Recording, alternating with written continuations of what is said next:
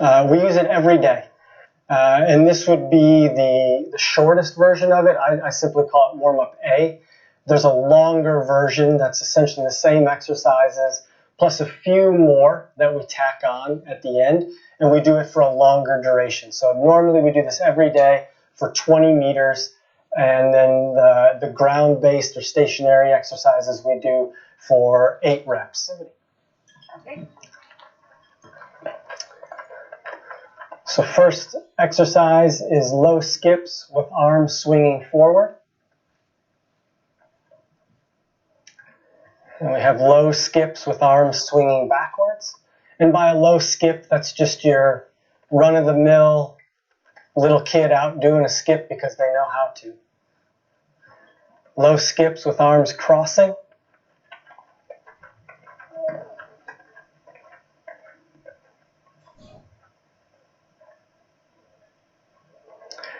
And then a skip with a twist. And then the twist is a full 360 alternating directions clockwise, and then a couple of forward skips, and then counterclockwise. And at this point, then we move into a backwards walk with a reach. And one thing we're watching for is the reach isn't all out, like as far as you can, nor is it a small step. And this gives us an opportunity to screen the anterior, the front side of the body. Is there something limiting one leg versus the other with the reach? Right on the cone, nice. Then we move into a backward skip.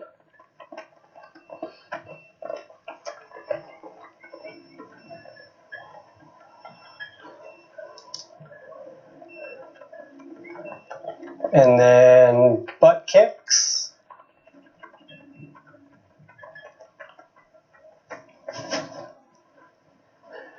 Then we move into some side shuffling.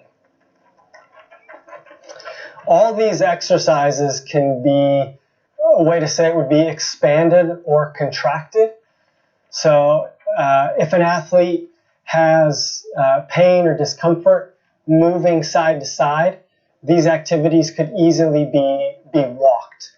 And so you can still get the movement just without the speed, with an athlete walking, leading with the left or the right leg. So then that was side shuffle with a jumping jack. And then we move into karaoke.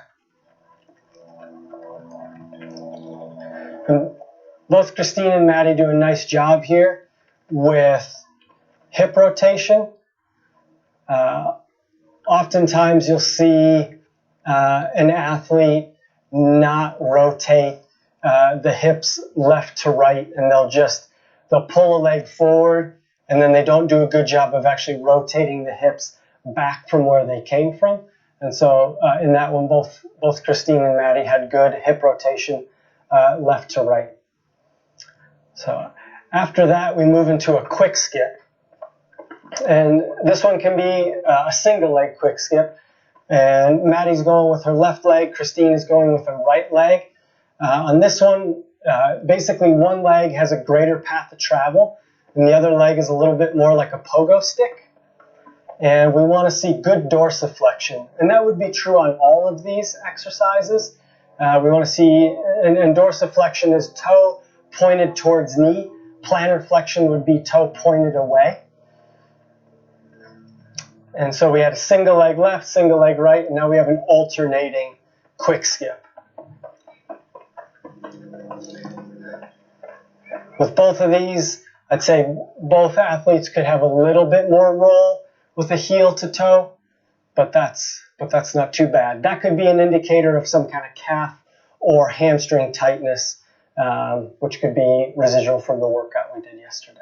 So that's the first segment of the warm-up, which is lower range of motion, lower speed activities, kind of the low skips, to where at the end it's the single leg skip, so a little bit more range of motion, a little bit quicker.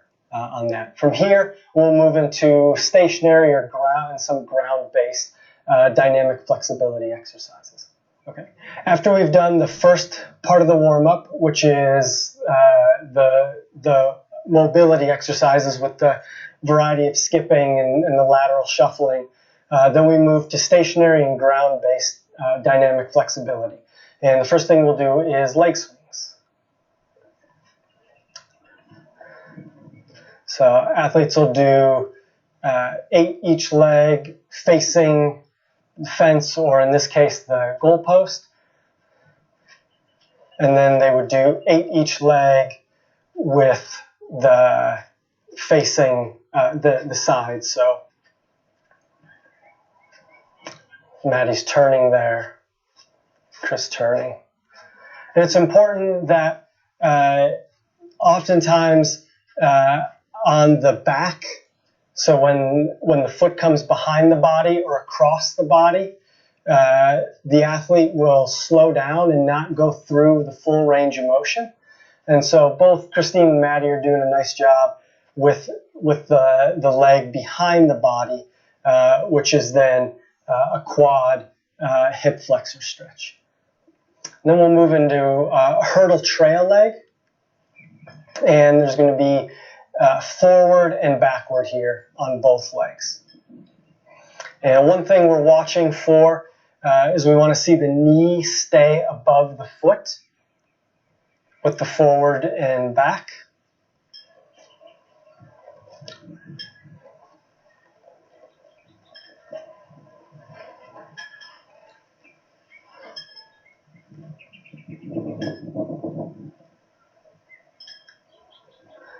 How's right side feeling today, Maddie? Not too bad. Pretty good? Okay.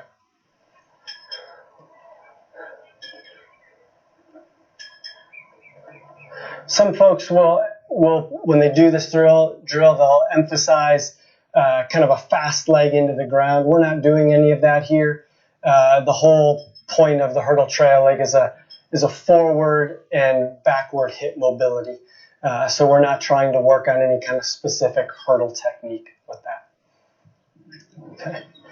Next, we'll move into eagles, which is essentially standing tall with arms out to the side. And then athletes are going to bring the opposite foot up to the opposite hand. So there's a bit of a coordinative piece here, but also hamstring, glute, and a rotational component. After that, we'll move into side bends.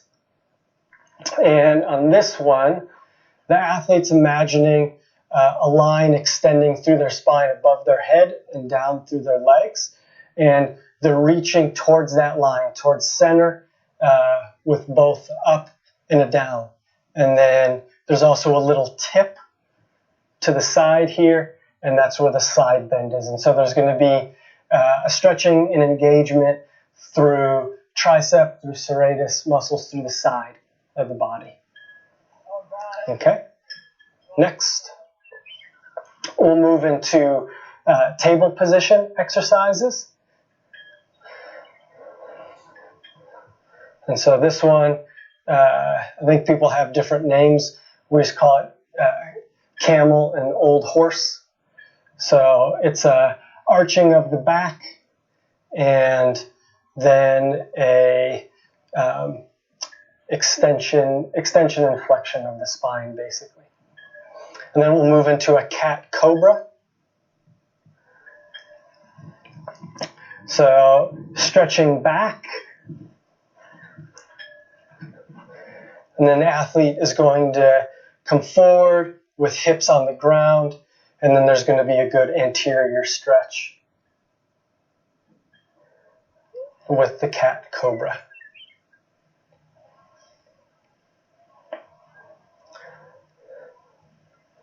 And then we're going to go reach through and reach up. So now we have a rotational component. And one thing we want to see is the hand that's reaching up, the athlete looking towards that hand. So we have cervical spine and thoracic spine engagement and rotation there. And then the reach through. It's not imperative to reach as far as you can, but you do want a good reach both through and up. And this is where you could see differences one side to the next, and that could be an indicator of some kind of tightness through the back, through a hip, that could be addressed with therapy or self-therapy. Next, we have fire hydrants and athletes trying to keep hips fairly square and then lift leg to where it's going to remain essentially parallel with the ground as it comes up.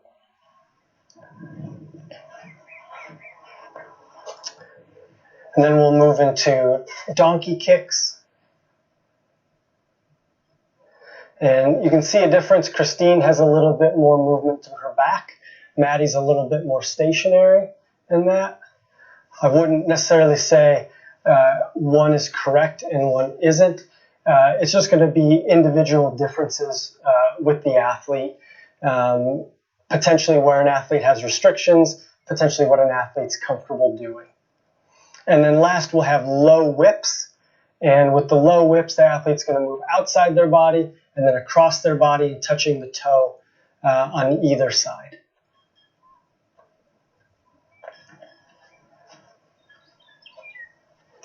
So all those, we would call those a table position, meaning on all fours.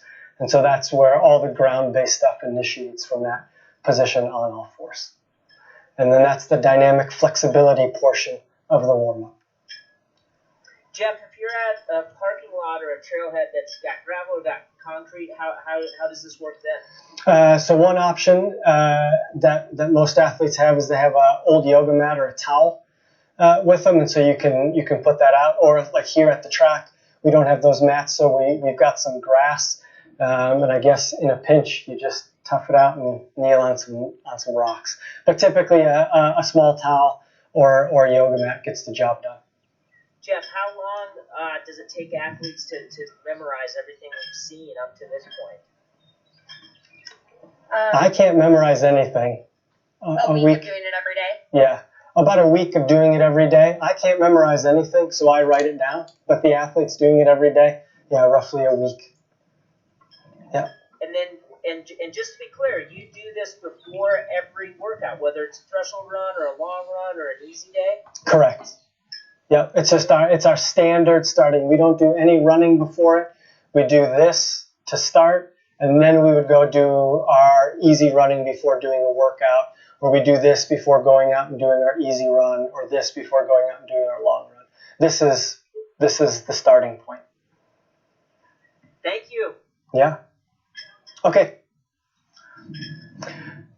Last portion of the warm-up is sprint mechanics, and this is the shortest portion of the warm-up. So we're going to go through first starting with an A march, and A skips, B skips, C skips. Most athletes have heard of those, initiated by Gerard Mock, Canadian sprint coach. So for us, we're going through a slow with the A march, and then we're coming back with the A skip. And the A position is essentially the lower leg staying engaged, and we want to see good shin angles, meaning the shin or the shank perpendicular to the ground. And this is really where we want to see dorsiflexion, so a rolling contact, heel to toe. After the A skip, A march and A skip, we're going to move into a B march and B skip. And the B, the lower leg is going to be opened up, and so the swing phase of a run is going to be initiated. But we still want the dorsiflexion, and we still want the contact happening under the body. So both these athletes do this really well. That swing portion doesn't initiate until the thigh starts pushing down. One second, I want to try to demonstrate a very common error, and that's as the leg is coming up. So what we want to see is we want to see the thigh come up, block, And then as the thigh starts coming back down, the lower leg is going to swing, and then contact happening really close under the center of mass. A very common error is for the athlete to come up and then kick and then come back down. And we're not the Rockettes.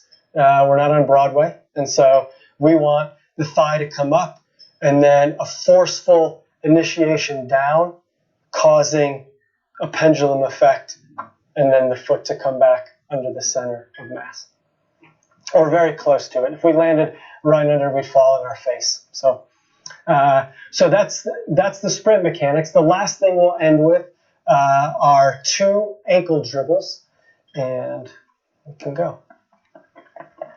So dribbles are a truncated running movement, and basically a couple different ways to explain these, and we'll do a walk back recovery. And by ankle, what we mean by ankle dribbles is the athletes are stepping over their ankles. So one thing to imagine would be that you have a stick that runs through your malleoli, and you have to step over that with very small steps. Another thing to think about would be going up 6-inch stairs, and if you take too big of a step in front of you, you would bash your toes into a stair. So we're looking for small eccentric circles as we go through. And these could very easily be walked. Would you two mind doing a walking dribble back? And that's a really good place to start teaching, because it's really good. You can see the really good heel to toe rolling that Chris has as an athlete just steps over. And shin angles are good and perpendicular with the ground. So that's a really good starting point. Again, kind of going back to a point from earlier, all of these exercises you can expand and contract. Maybe an athlete can't move to an A skip or an A run, which we're not doing in this warm-up, but they can do the A march, and so you can start there. So same with dribbles. It may be more effective to have an athlete learn foot contacts and shin angles and kind of these small concentric circles by doing walking dribbles over the ankle or over the calf before they actually start adding speed to that. And that's the third and final section of the warm-up, our sprint mechanics. And at this point, we'd be checking in, and at this point is where we would do any self-therapy or therapy with a therapist that's there at practice before heading out for the run assignment of the day, be it a long run, easy run, or a running warm-up before a harder workout. Jeff, how long does it would it take to, going back to our 2 high school athletes, our new athlete who's a freshman, our older athlete who's been in the program a couple of years, how long would it take them to execute with, let's say, a grade of a B or a B plus, everything we just saw in terms of these sprint drills? That's a big spectrum. And to be perfectly frank, I think athletes that maybe have more of an athletic background, so maybe more kinesthetic awareness, are going to pick up on some of these movements. And then maybe you have kind of those beginner athletes in the program, and so maybe they're going through a growth spurt, coordinative abilities are a little bit lower, and it's feasible that it might take that athlete the entire season to really dial in all these activities. If I were picking teaching points, I would say the most important thing that you could ask an athlete to do in every exercise is the dorsiflexion, so toe pointed towards knee and not pointed down. So we want to be here and trying to have that rolling contact with every exercise, be it the skipping or on the A skip. So that's the first point of teaching. But more than anything, I like athletes to get the rhythm and the coordinative element down before we start picking apart the technical aspects of things. Why should a high school distance runner do this long a warm up, and why should they specifically do this last part that they've seen their friends who are sprinters on the track team do?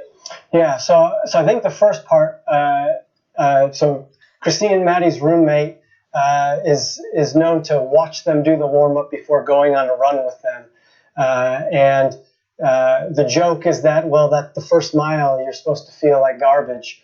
And Christine and Maddie, sometimes they feel like garbage in the first mile, but after taking that 12 to 15 minutes to do the warm-up, they're online. They're ready to go. They don't have this period of kind of slogging around, getting their bodies going, and they can go out and execute biomechanically in better positions. So that I would say would be one reason. It gets you dialed in, it gets you ready to go, right? Ready to exercise. And then that last part, what they might be seeing their sprinter friends doing. A really good reason for that is, I guess I would say, is because as distance runners, we want to be fast too. We want our central nervous systems to be online.